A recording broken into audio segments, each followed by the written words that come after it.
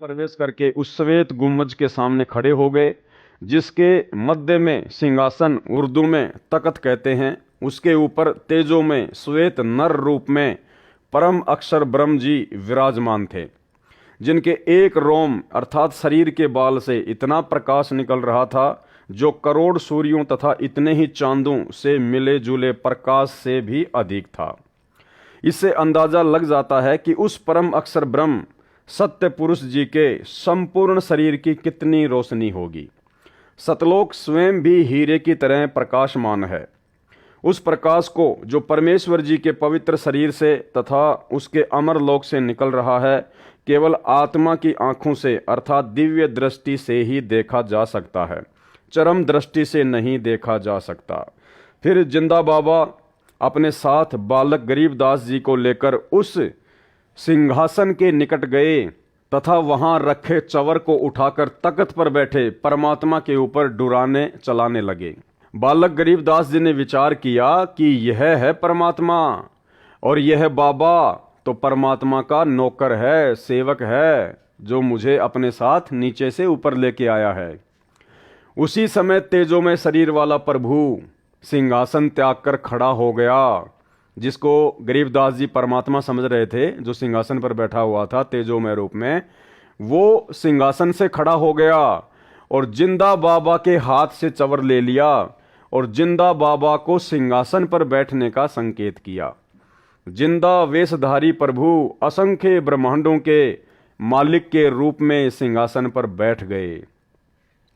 पहले वाला प्रभु जिंदा बाबा पर चवर करने लगा। संत गरीबदास जी विचार कर ही रहे थे कि इनमें परमेश्वर कौन है। इतने में तेजों में शरीर वाला प्रभु जिंदा बाबा वाले शरीर में समा गए, दोनों मिलकर एक हो गए। भाई और बहनों, ये जो भ्रमणा है गुरु और परमात्मा को अलग अलग मानने की, ये आदरणीय गरीबदास जी महाराज जी की इस जीवनी से आप और हमारे दिलो दिमाग से हट जानी चाहिए, मिट जानी चाहिए। परमेश्वर का काम परमेश्वर ही कर सकते हैं। परमात्मा का काम सतलोक से आके कोई आम प्राणी, कोई आम जीव नहीं कर सकता। परमात्मा कहते हैं जिसका काम उसी को साजे और करे तो मूर्ख बाजे।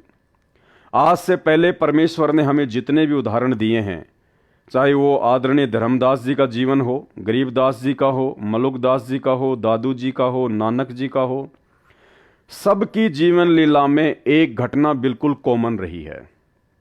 क्या? वो कबीर परमात्मा स्वयं ही सतलोक से एक जिंदा महात्मा का रूप बनाकर, एक संत का रूप बनाकर या सतगुरु का रूप धारण करके नीचे आकर ज्ञान देता है, अच्छी आत्माओं को मिलता है। आदरणीय धर्मदास जी को भी परमात्मा ने यही कहा कि भाई मैं तो परमात्मा का भेजा हुआ नौकर हूं, मैं तो परमात्मा का भेजा हुआ दास हूं, आप लोगों को समझाने के लिए आया हूं। ये नहीं कहा कि मैं खुद ही कबीर परमात्मा हूं, मैं खुद ही सत्य पुरुष हूं। यही लीला आदरणीय गरीबदास जी महाराज जी के साथ हुई। जिंदा महात्मा के रूप में आदरणीय गरीबदास जी महाराज जी को मिले। यही लीला उन्होंने दादू जी के साथ में की और नानक जी को भी बेई नदी पर जिंदा महात्मा के रूप में ही मिले और परमेश्वर का दास बताया, परमेश्वर का प्रतिनिधि बताया, नौकर बताया। और भाई बहनों, उसके बाद में जब वे महापुरुष उस जिंदा महात्मा के साथ में, जिसको वो मात्र एक बाबा समझ रहे थे, संत समझ रहे थे, परमात्मा का भेजा हुआ कोई दूत समझ रहे थे, जब वे सभी आत्माएं सतलोक देखने के लिए उनके साथ में जाती हैं, तो सबके साथ में यही लीला होती है, यही घटना घटित होती है। वहां जाते ही उन सब आत्माओं की चौंध टूट जाती है, उनका भ्रम निवारण हो जाता है। जब वे नीचे से ऊपर जाते हैं जिंदा बाबा के साथ में, और जब वे सतलोक में प्रवेश करते हैं, सिंहासन के पास जाते हैं, तो पहले से ही उनको परमेश्वर अपने किसी अन्य रूप में सिंहासन पर तेजोमय रूप में, नूरी रूप में बैठे हुए मिलते हैं। और जब वो आत्मा उनको देखती है, उनके नूर को, क्योंकि सतलोक में जाते ही ऑटोमेटिक हमारे को परमेश्वर जी के आशीर्वाद से दिव्य दृष्टि प्राप्त हो जाती है। हम इस चरम दृष्टि से उस परमेश्वर को नहीं देख सकते, इसलिए सतलोक में जाते ही परमात्मा हमें दिव्य दृष्टि दे देते हैं। तो गरीबदास जी ने देखा कि भगवान तो ये है, परमात्मा तो ये है जो सिंहासन पर बैठा हुआ है, और इनके शरीर में इतना तेज, 1 करोड़ सूरज और 1 करोड़ चांदों की रोशनी यदि इनके एक बाल से तुलना की जाए तो परमेश्वर के बाल की चमक, नूर, आभा उन 1 करोड़ सूर्य और 1 करोड़ चंद्रमाओं के प्रकाश से भी ज्यादा है और शीतल, मन को आनंद देने वाली। तो उन सभी भक्तों ने ये सोचा, सभी आत्माओं ने यही सोचा कि परमात्मा तो ये है, और ये जो जिंदा बाबा है ना, जो मेरे साथ आया है, जो मुझे अपने साथ में लेकर आया है, ये तो इसका कोई नौकर है यहाँ का।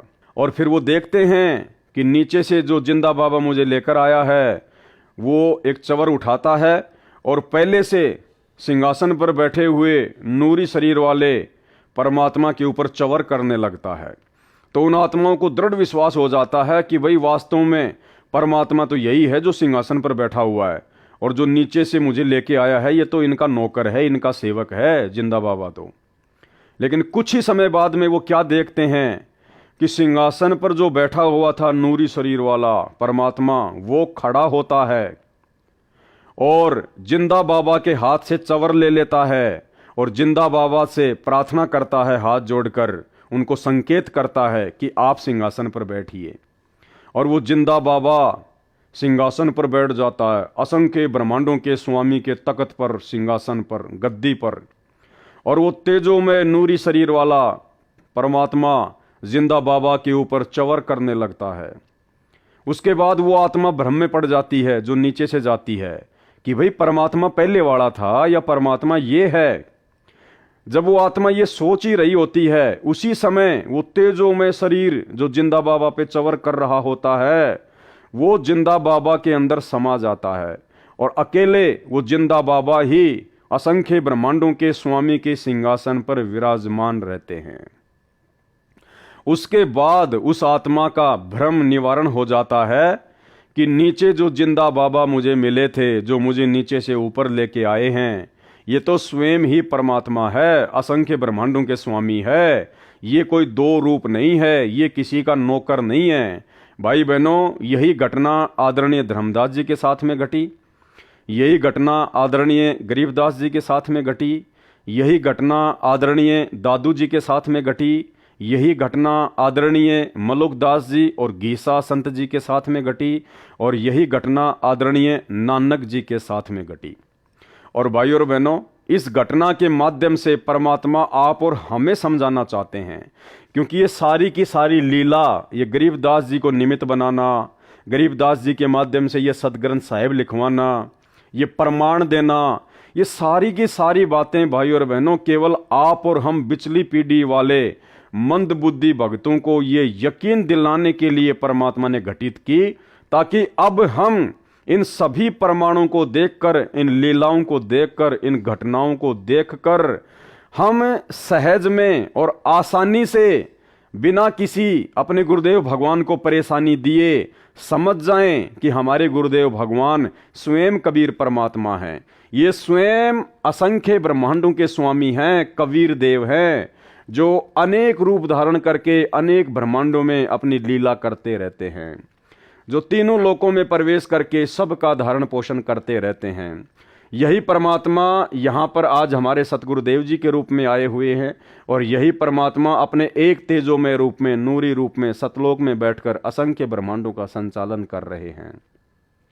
हमारी ये चौंध तोड़ने के लिए परमात्मा इस प्रकार की लीलाएं करते हैं, ताकि हमें, जब हम इस बिचली पीढ़ी में मोक्ष के प्राइम टाइम में पहुंच जाएं, तो उस समय हम आसानी से अपने गुरुदेव भगवान को, जो कि संत रूप में आए हुए हैं, सतगुरु रूप में आए हुए हैं, साहिब से सतगुरु भय, सतगुरु से भय संत, और धर धर वेख विशाल अंग, ये खेल आदि और अंत।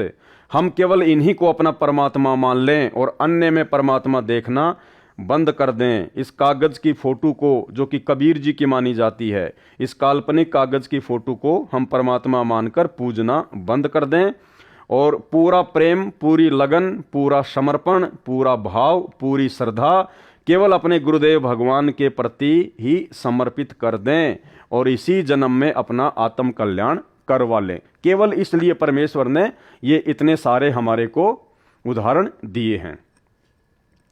जिंदा बाबा के शरीर का तेज उतना ही हो गया जितना तेजों में पूर्व में सिंहासन पर बैठे सत्य पुरुष जी का था। कुछ ही क्षणों में परमेश्वर बोले, हे गरीबदास, मैं असंख्य ब्रह्मांडों का स्वामी हूँ। मैंने ही सर्व ब्रह्मांडों की रचना की है। सर्व आत्माओं को वचन से मैंने ही रचा है। 5 तत्व तथा सर्व पदार्थ भी मैंने ही रचे हैं। क्षर पुरुष अर्थात ब्रह्म तथा अक्षर पुरुष व उनके लोकों को मैंने ही उत्पन्न किया है। इनको इनके तप के बदले में सर्व ब्रह्मांडों का राज्य मैंने ही प्रदान किया है। मैं 120 वर्ष तक पृथ्वी पर कबीर नाम से जुलाहे की भूमिका करके आया हूँ। भारत देश के काशी नगर बनारस में नीरू नीमा नाम के पति पत्नी थे।